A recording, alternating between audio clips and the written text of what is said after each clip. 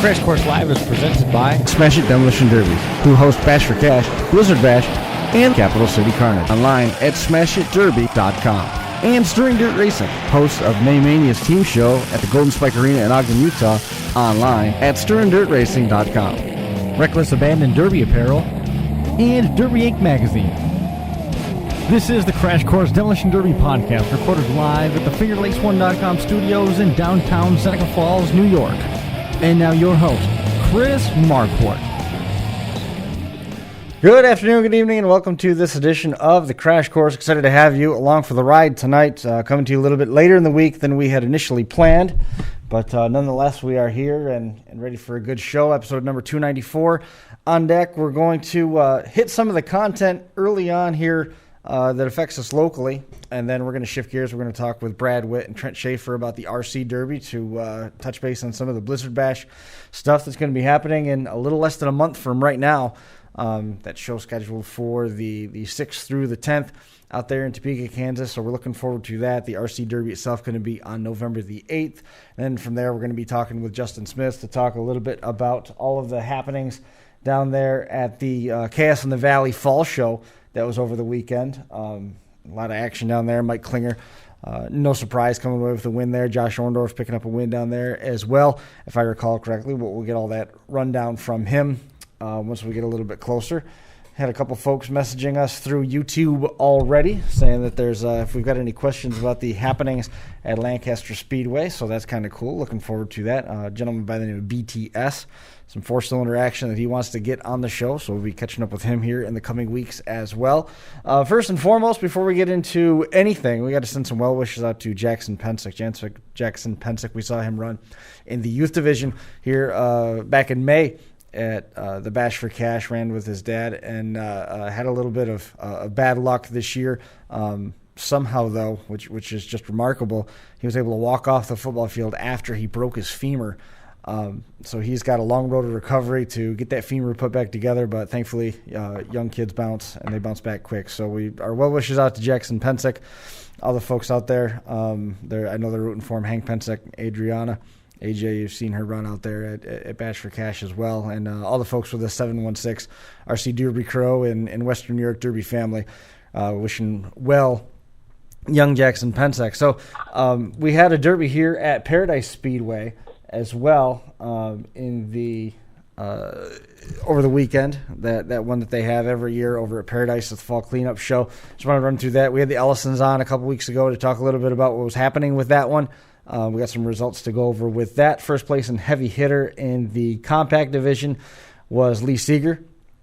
Well-deserved, as always. Ian Doyle took second place. James Brown, both Ian and James Brown, regulars that have been on the show as guests in the past, taking second and third there. The figure eight division, John Wilkins won that one. Brandon Palmisano was second place. Brandon's won a ton of figure eight races at the Yates County Fair down in Penn Yan, so congratulations out to those guys. Third place was Dan Atkinson, so that was cool to see. Virtually impossible to read this one. Jake Doyle won the full-size division. Tim Perry was second place. He took heavy hitter honors. And then Zach Wessig ended up with third place in that one. That one paid $1,500 to win. The compacts paid $1,000 to win. Chris Percy won the junk run division. Chris Percy took the win over Kyle Wilkins. Heavy hitter honors to Kyle Wilkins. Again, the Wilkins boys, every time out, they're always heavy hitters. So no surprise there. Third place was Drew DeChico. In the junk run, the truck division, Sean Amon taking the win there. Second place in heavy hitter award to Cal Wilkins. Third place, Dalton Champlain taking third place in the truck division. And then in the youth side of things, Raymond Jones.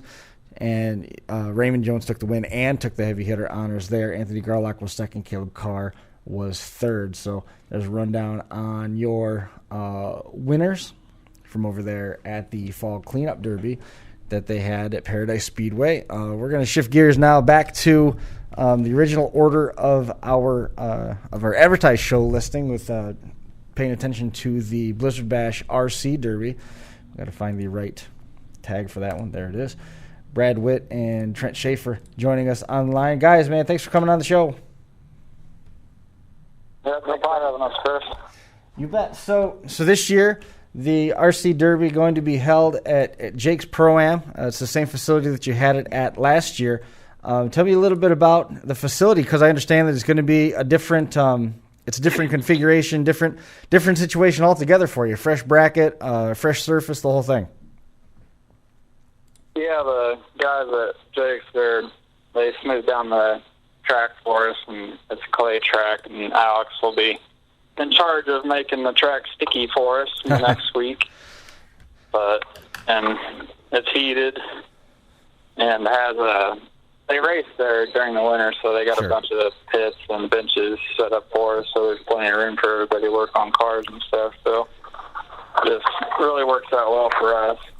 Last year, necessity bred innovation, and you guys ended up lining things up with Jake's, and you ran on it was the Rhino lining surface, right? It was a little bit of a different configuration there, but nonetheless, it was nice to get in out of the weather, get in out of the horse barn, a little bit cleaner and more friendly situation in terms of wrenching on the cars and stuff like that. How did this relationship get started? Really, I just Googled. We knew the weather was going to be bad a couple days before, so we just Googled on the maps, and we found that RC spot. It's only like a couple blocks away from the expo center, so I contacted the owner, and he said that he'd be glad to host us, so that's how really the relationship started. Where are the rules at this point for the team derby itself? We've seen 4-man teams, we've seen 2-man teams. Where are things at for this year? We'll be running the 4-man team instead of the 2-man team this year. We did the 2-man team last year. It's just everybody would like to go head-to-head, one team versus one team, instead of having multiple teams out there, and we wouldn't have enough time in the day to have a head-to-head for 2-man teams, so we just decided to get back to the 4-man team format. Sure. Well, it's one of those challenging things, when you're trying to put together rules for something like that. You're bringing a bunch of different regions together at the same time, and everybody's got these different ideas and different plans on ways to make things better. And in an effort to keep everybody happy, sometimes it takes reinventing the wheel to make things work. What's the rule book like? Have you found a way to simplify things? Because I know for a while there, especially working with JMW, the rule book for 2020 is going to be simplified quite a bit, more along the lines of what 716 RC derbies out near Buffalo and Dunkirk Way do, because it had got to a point where it was almost necessary because of everybody trying to find ways around things. The JMW rule book got to be where it was 4, 5, 6 pages long. What are you guys doing with rules? We're working on them each and every year. They're pretty similar to last year, aren't they, Trent? Yeah, there's a few changes, but really the hood height was the big one. Yeah. Where they getting? And a big thing with it as well with the team is we kind of broke apart with the procedure rules. And one thing we're going to honk down on is, the whole sandbagging thing. Kind of like I told you last time I was on the show. It's just, there's no shot clock. We're going to determine due to how aggressive you drive. Mm-hmm. You can make a hit every 10 seconds if you wanted to, but if you're just doing those little taps, we're still going to call it. Sure. But the big thing this year is, like you were saying, reinventing the wheel.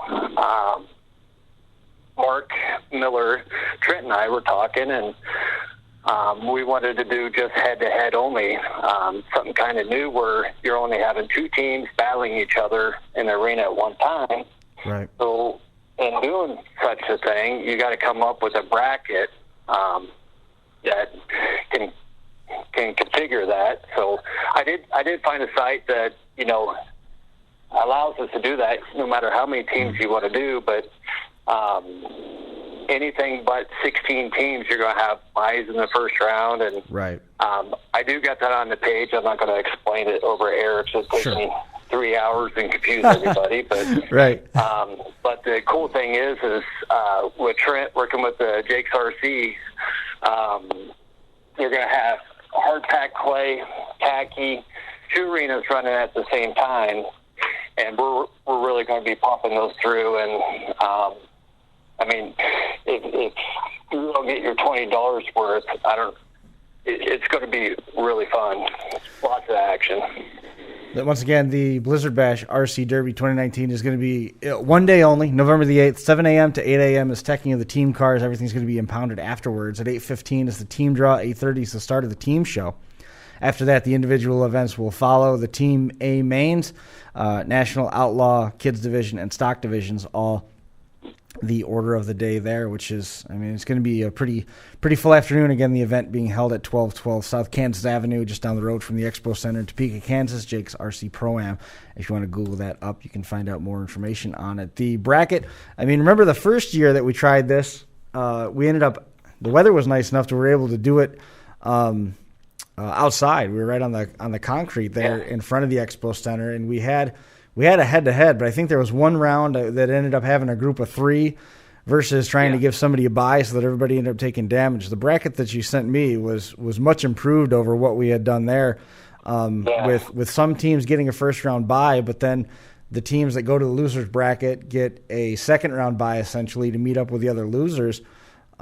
So it gives you a true double elimination format, much like, and we're going back here, so this must have been something close to like the 2013, 14, 15, somewhere's in there, when they had that double elimination bracket for Blizzard Bash, where it was head to head almost the whole way through until you got to the main, and it was Brent Clemens' team going up against Schilling's team, and they ended up sweeping it. I think Luke Johnson was on the team, Eric Blum was on the team that year. Underdogs. They went by the name of the Underdogs, and that was a great bracket. The feature was somewhat anticlimactic, but having that head-to-head format the whole way through was really cool. Yeah, and just like everybody remembers, you're only going to have the 2 teams in there, so it's team versus team. So you're not going to have 4 or 5 teams trying to take out, just like Steve Siopa a couple years ago, just to keep his spot in the national bracket. Yep. He's able to survive, and another team went out before him. So you don't have to have a bunch of buddies play politics or handshakes to say who you need to team up with or lay off of. This is us versus them, and it's just a really cool format, and it brings more people out. So we're trying to get new people to come, but Sure. They're just coming. They don't know anybody. They might be scared to run, and this allows them to come as their team, and they're going to have the same opportunity to advance, and they won't be getting teamed up on with multiple teams gunning after them. I did also do a tally on this, and we have, of all the drivers that are registered on teams, we have 19 from Minnesota, 11 from Kansas and Iowa, 1 from Illinois, 1 from South Dakota, Wow. 2 from Indiana, 2 from Tennessee. So we're hoping we can get this going more, so we can get to 16 teams next year and build off of that. But I just think Trent did a great job with the first seed and with the 2 arenas. It's going to be crazy, but it's going to be cool and it's going to be fun. So you got enough officials there to help on site in terms of running 2 rings at the same time. So qualifying heat 1 and 2 are going to be running simultaneous, or are they going to be staggered? Simultaneous. So they say go, and both rings come to life. And I guess it's a little bit easier to officiate that. You have an unlimited save rule for X amount of time, and then it just goes to heads up versus that old 2 save rule, and then you're out. I think we're still using saves, aren't we, Trent?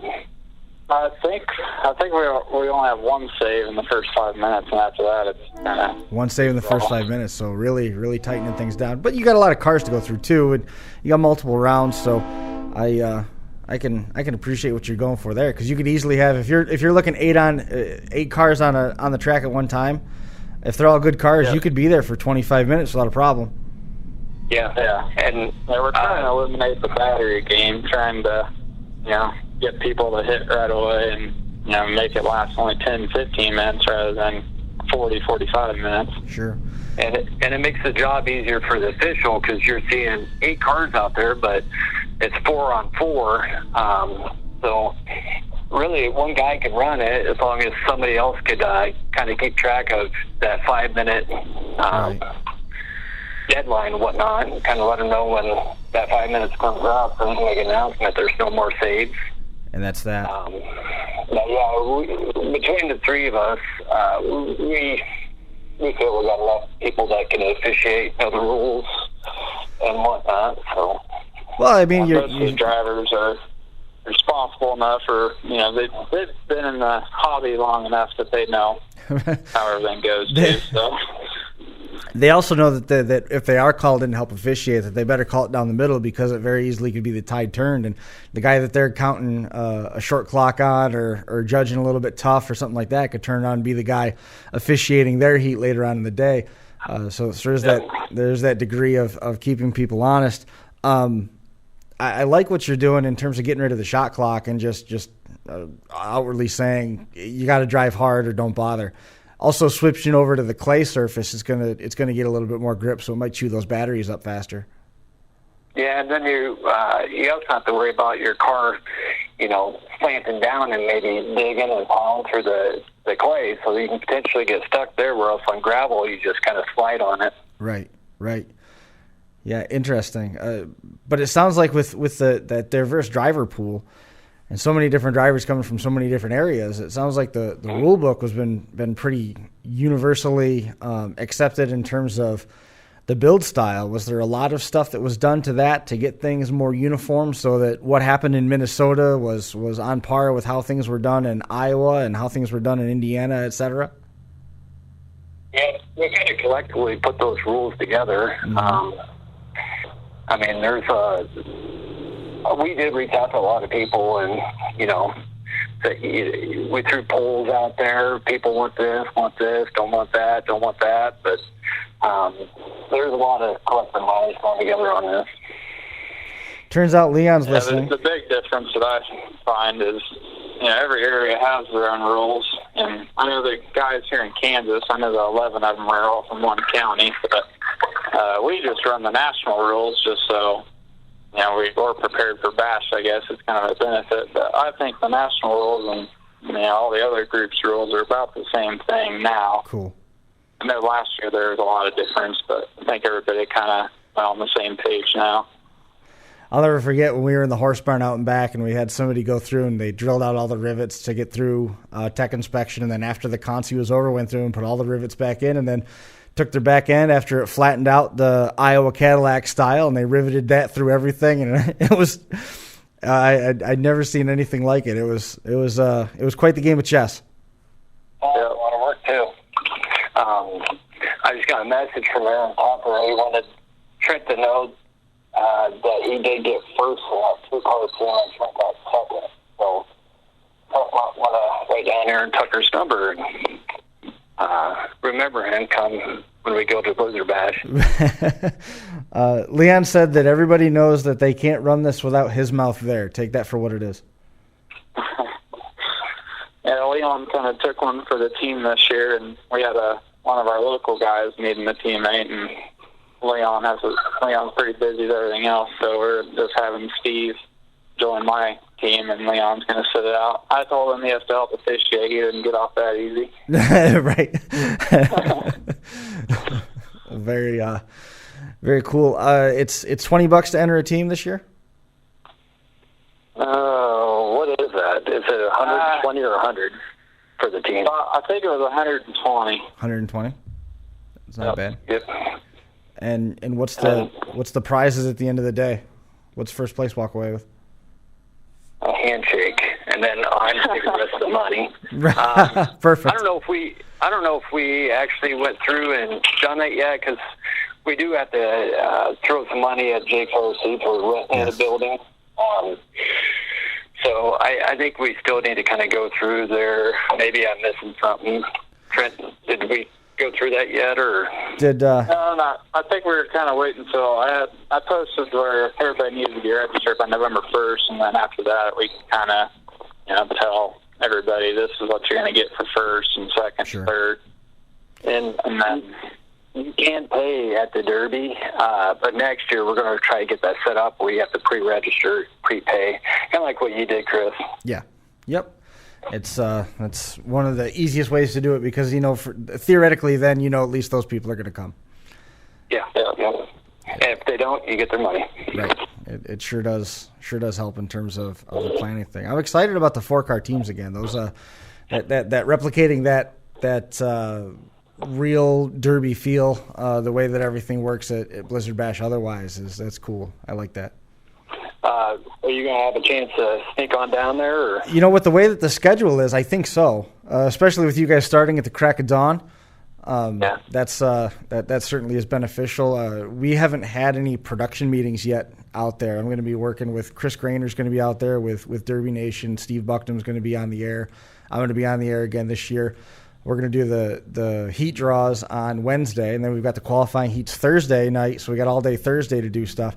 Friday we got all day before we go into the second round of qualifying heat. So I'm going to try and pry a camera from them to come over and get some highlights from what's happening at the RC Derby to bring them back so we can splice some of those into the highlights that we see throughout the day at Blizzard Bash, be it Friday night or Saturday as part of the Saturday program. Nice. That's my plan. I gotta follow up with Chris Grainer on that again in the production stuff. And from what we've been doing forever, I've got plenty of cameras at home that I can bring and just record stuff on my own over there. Because the nice thing is you're indoors now. You don't have to worry about being outside in the freezing cold or the rain or anything like that. So I think we should be able to make something happen. I'd sure like to. I think it's great that the RC Derby itself is still part of Blizzard Bash. It's been there now for, I think this is the fifth year? Yeah, it's here. Yeah, so it's really cool that that's still there. Year 5 for the RC Derby and year 10 of Blizzard Bash in itself. So it's cool that it's still there, and it's one of those underserved communities at this point. A lot of people, if they're not inside the RC hobby, they don't know about it. So to get it a little bit more mainstream coverage with some highlights or something like that, even if it's just a couple quick interviews and some footage of the guys driving RC cars out there, it's better than nothing. And hopefully it can help expand that footprint, just like you guys were talking, so that more people might come. And I really like getting rid of that teaming element because, like you said, somebody from the outside coming in might say, well, if there's 2 teams from Kansas and I'm out there with both of them, we know for sure they're going to work together. But then on the flip side of it, you also know that there's guys that are going to get together and try and take out what they might feel is a better team if they're out there together. You see it on the track when they have the Group B features and the Group A features at Blizzard Bash. The top guys try to align themselves, and the mid-range guys try to align themselves to take out the top guys sooner to give themselves the best chance. And that was certainly part of the stuff that we saw in the equine barn and when we were out front on the concrete. The teaming stuff happens, and you're supposed to let the guys run. You're supposed to let them have the show. You're supposed to let them drive the derby that they want. But at the same time, if it starts coming off as it's not fair, you're going to lose cars. Simple as that. Yeah, and when you got that many multiple teams out there, it's harder to kind of focus on identifying that as well. Right. And I mentioned heat draws. Probably a few hours ago, I actually, with the 12 teams we have signed up right now, I actually typed them up, printed them off, cut them into little sleeves with their names and tucked them into envelopes, so we got that ready. So, Same way they do with Blizzard Bash. I like that way. Just throw them out, scatter them out in the arena. And I did want to do a shout out to my Mad Dog driver teammate, Tegan Weir. He's going to be down there as long as his dad and brother, but looking forward to him running. He ran pretty hard last year for me. So nice. Once again, just to give everybody a follow-up on what we're talking about here, Blizzard Bash coming up November 6th through the 10th. Heat draws are going to be the 6th. Let's do that right now while we got it up here. Blizzard Bash 2019 online for additional details and team rundowns, blizzardbash.com. Remember the 6th is the heat draw, 7 to 10 o'clock. November the 7th is the opening round of qualifying for both the national bracket and the qualifying bracket. The national bracket, people that are going for the big money. At the end of the night, the qualifying bracket are the 2 teams that are trying to get in. Remember, the first 2 teams eliminated from the national bracket in those preliminary qualifiers, those last chance qualifiers, they're out and they have to go back to the qualifying bracket and trying to work their way back in. So first round of qualifying, November the 7th. Second round of qualifying for both the national and qualifying brackets is going to be on the 8th. November the 8th is also the day of the RC Derby. We'll give you details on that in a moment. November the 9th is that big double header. The compact and limited weld teams get their first look at the track. Their heats are scheduled for November the 9th. All the Team B features, the trucks, limited weld, one and done, all part of the November 9th program. And then Sunday, November the 10th, is Championship Sunday. All the Team A mains booked for Sunday, November the 10th. And if you still need Demolition Derby after that, you've got something wrong with you, because you should be derbied out by the time you're done. BlizzardBash.com for additional details. The Blizzard Bash RC Derby, all you got to do is jump online, Blizzard Bash 2019 RC Team Derby on Facebook. There's a whole page dedicated to it. It's going to be held at Jake's RC Pro-Am, 1212 South Kansas Avenue, just down the block from the Expo Center in Topeka, Kansas. November the 8th is the day of the Derby. 7 to 9 a.m. is the tech of the team cars. Everything that passes will be impounded. 8:15 is the team draw. 8:30 is the start of the teams. When you're done there, individual events will follow with the National Outlaw Kids and the stock divisions, provided somebody signs up for each one of those. You anticipate having any problems getting people to sign up? For the outlaw class? For any of them, for that matter. I mean, it seems like Outlaws National usually pretty well represented. Trucks are okay. Stocks are the biggest one that is probably a question mark, I'd say. Yeah, and we're discussing that today. It might be getting axed, but we're also talking about doing a one heat wonder. Whatever you got to run, you can run sure, it. Whatever's left. Yeah, so maybe doing like a free-for-all, 10 to 15-minute unlimited, and then after that start counting them. Sure. With the saves. So, it's. I just love what is going on with the two tracks, hard clay. Yep. And then it just got team on team, so you got no excuses why you lost or won. I mean, you got beat by a better team, or you beat the bet. You were the better team, I should say. So makes it fair for everybody. I love it. You've always been all about the elimination of whining and crying. Yep. How's the gym been treating you? What's that? How's the gym been treating you? Oh, not bad. That's good. Girlfriend Diane has been really helpful for me, so I've been actually moving in with her and trying to get these cars done for Blizzard Bash and working two jobs, and it's been hectic, but she's been there to help me out, and she'll actually do a lot of the paint and detailing on these cars. So we got seven of them to build and paint, so she's that's a lot. She helps me quite a bit, but she actually ran about a month ago down in Murray. Pat O'Neill threw on a derby, and she got second place and still won $400. And Aaron Tucker's boy, Braden Tucker, he got first, and he's 9-10 years old, won $800. Wow, so, not bad. Pat O'Neill does a good job of getting some money in there. So sure, that's pretty cool. Hey, you can't underestimate them girls. We have a 13-year-old girl here, and she'll always be there at the end. I mean, she just creeps up on you. Is it more fair that you can't underestimate the kids, because it's not like when at least in my experience when I'm out there driving, I really don't for sure know who's in what if it's someplace that's out of town. And the cars themselves, just like there's nobody behind the wheel to see who's driving the car. The cars themselves, they're battery-operated toys. They don't know if it's a girl driving or not. But the kids, I tell you, front to back, their eye-hand coordination, it certainly makes mine look poor. And sometimes when you got that pink cart that says Princess on it, and it rolls you twice and keeps smoking you, I mean, that's when you stop giving them the benefit of the doubt and start gunning after them. Being a princess or not, you got to eliminate you. Sounds like you got to change the paint scheme on your car to pink and princess. Well, I've had some pink princess cars knock me over before, and you get laughed at too. But man, those little kids, they don't hold back. They just nail you. Nope.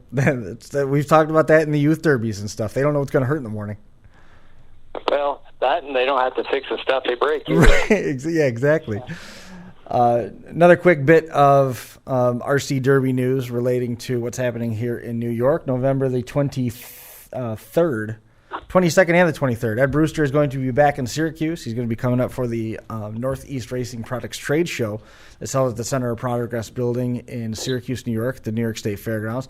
He's going to be having the first ever RC Derby that's held there. The Mud Bosses and the Sprints and the late models and such have been doing oval track racing there for a couple of years now, but the invite has been extended to the RC Derby guys. So it's going to be coming up and hosting some Derby action on Friday night with some preliminary heats. And then Saturday he's got the milk trucks, the Outlaws, the National, some other stuff that he's got planned along those lines. So Ed's going to be up in New York in September, and word is that he's going to be bringing his mom with him again. She came up in July. She'd never been to the Finger Lakes before. Came up here, just fell in love with the area. So she's going to see what it's like in March, and it will probably change her opinion of the area completely.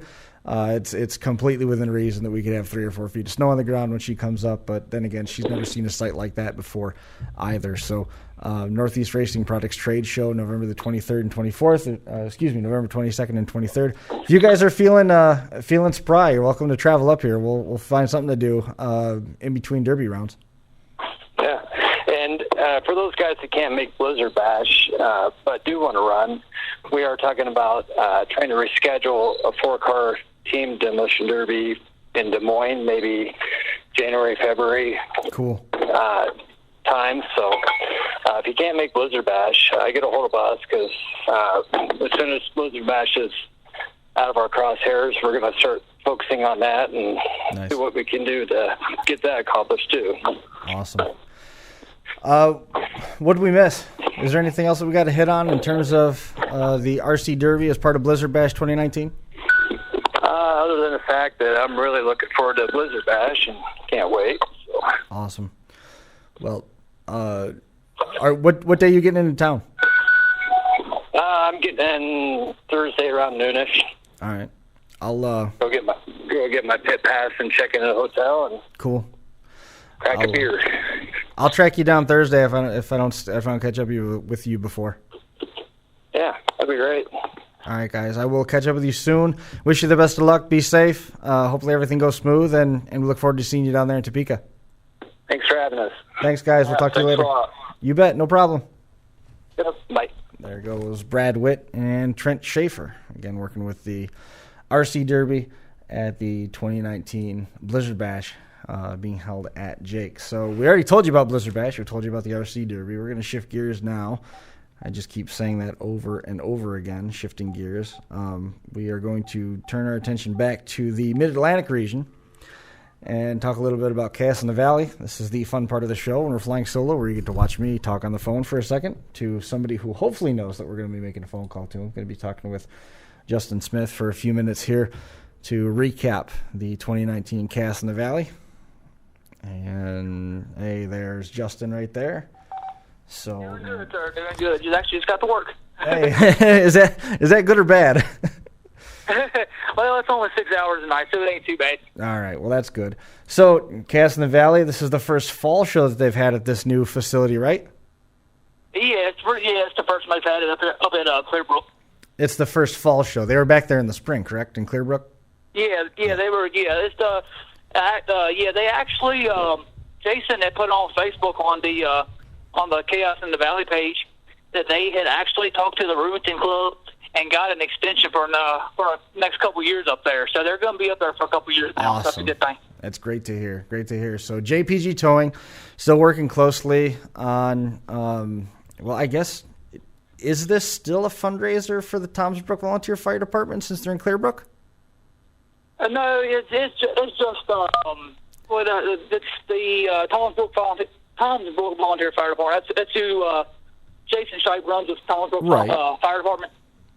I never really thought about that because moving out of Woodstock, I didn't know if they had changed fire districts, but that's cool that it still is. So the Chaos in the Valley Derbies are held, kind of overseen by Tomsbrook Volunteer Fire Department as a bit of a fundraiser to try and help them. They've got a bunch of self-contained breathing materials, some turnout gear and stuff that they needed. It helped cover the cost of that stuff for different members and for the department itself. So at the end of last year, they moved out of Woodstock, just to give you some background, and they moved to Clearbrook, Virginia, with the spring Chaos in the Valley show this year, taking things on a little bit more independently as a production entity instead of just a bunch of firefighters and some tow truck operators getting together and running a derby. They tried to really spruce things up, and the response has been great. They had a great turnout this year. I mean, they were well over 150 cars, right?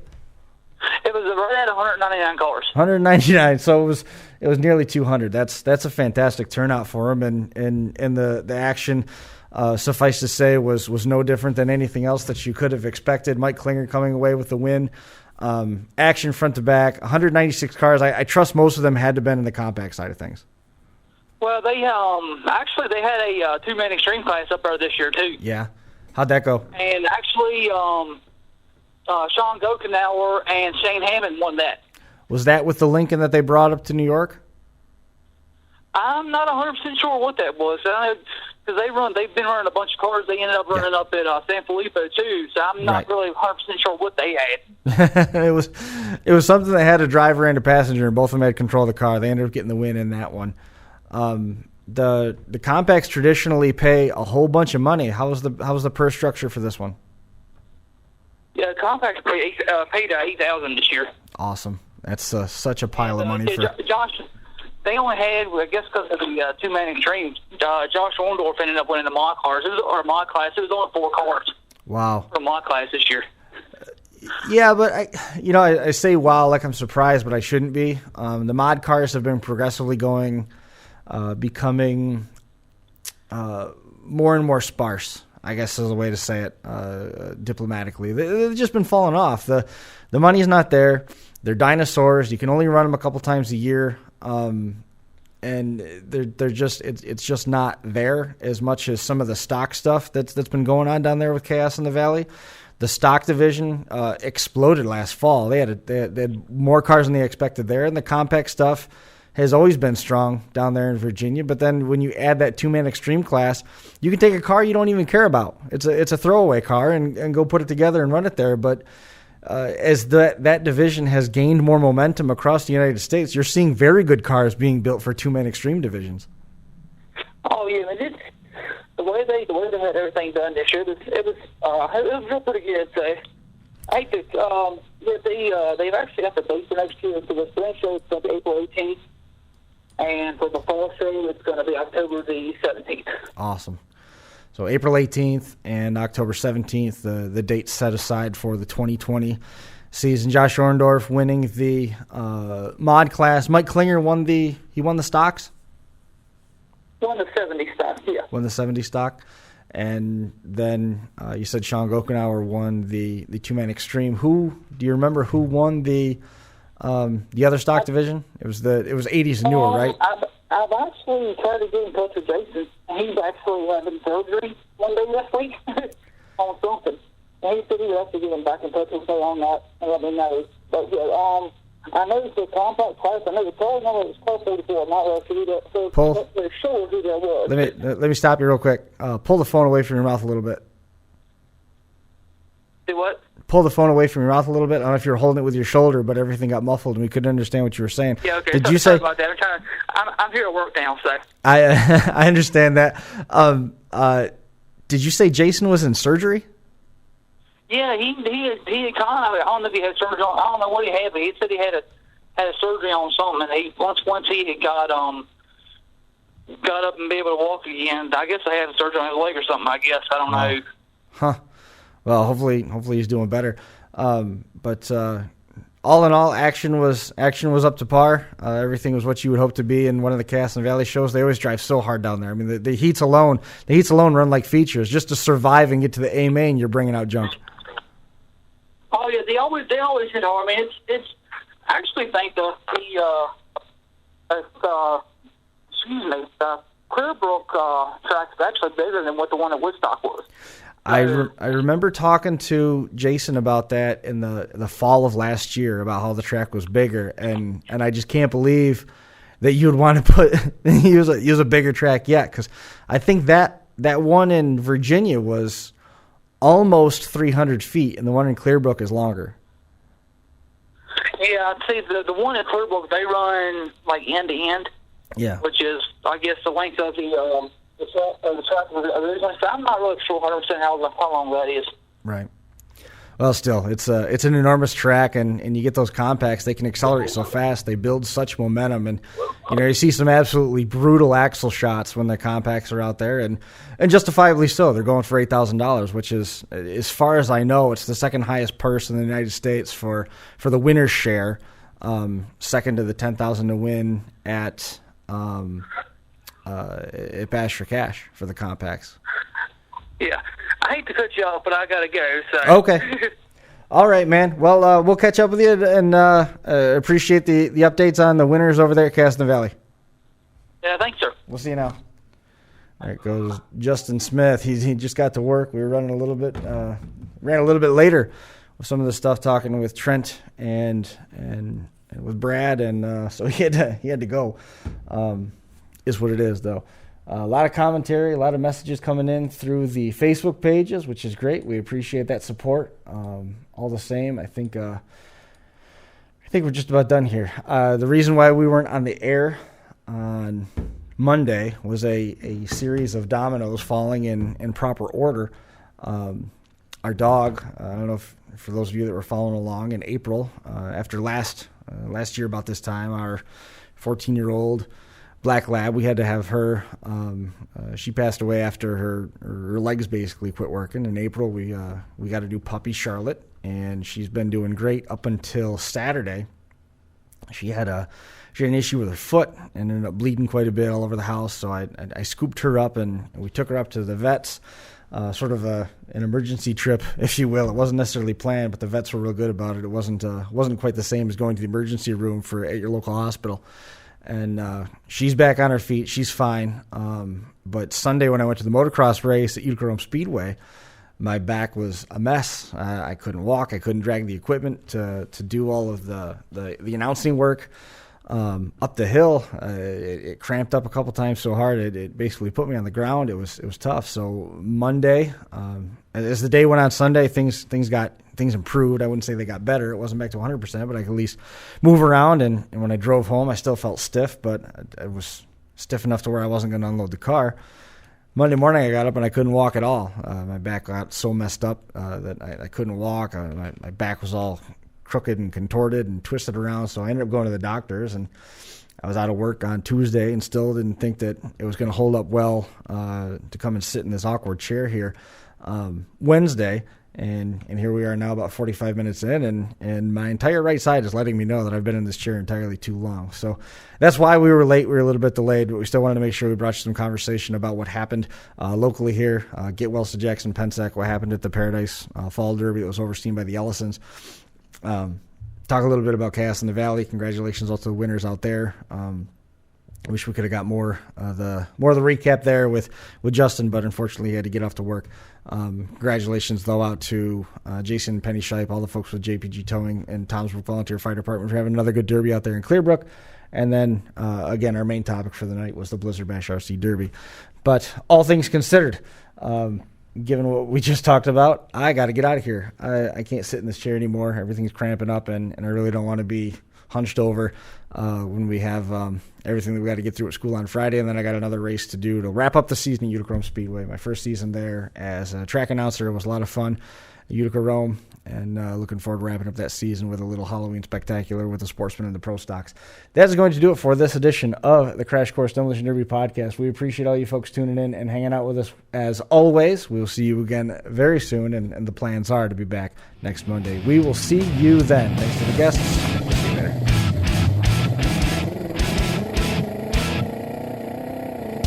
The Crash Course Live is presented by Smash It Demolition Derby, who host Bash for Cash, Blizzard Bash, and Capital City Carnage. Online at smashitderby.com.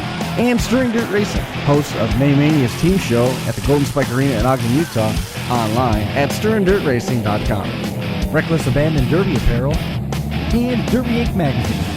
This is the Crash Course Demolition Derby podcast, recorded live at the FingerLakes1.com studios in downtown Seneca Falls, New York.